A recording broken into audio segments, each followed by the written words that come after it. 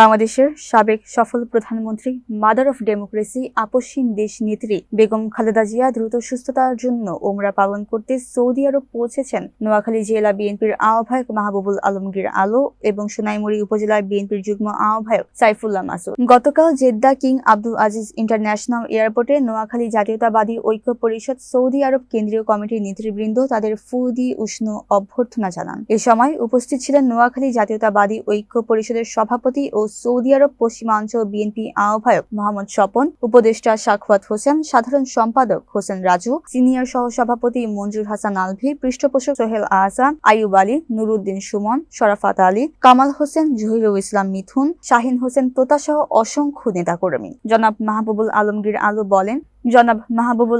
আলো বলেন, বাংলাদেশের গণতান্ত্রিক আন্দোলন ও অধিকার প্রতিষ্ঠার সংগ্রামে দেশ নেত্রী বেগম খালেদা জিয়ার আপসহীন নেতৃত্ব পুরো জাতিকে ঐক্যবদ্ধ করেছে। সকলেই তার দ্রুত সুস্থতা কামনায় একত্রিত হয়েছেন। তিনি এখন শুধু বিএনপির নেত্রীই নন, পুরো জাতির অভিসাংবাদিত নেতা। ইনশাআল্লাহ খুব দ্রুত তিনি সুস্থ হয়ে আবারও নেতৃত্ব দান করবেন।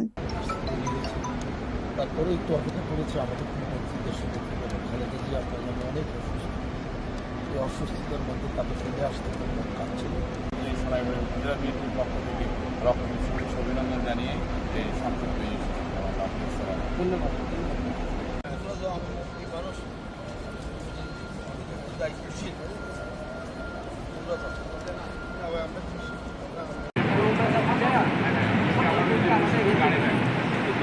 গাড়িটাকে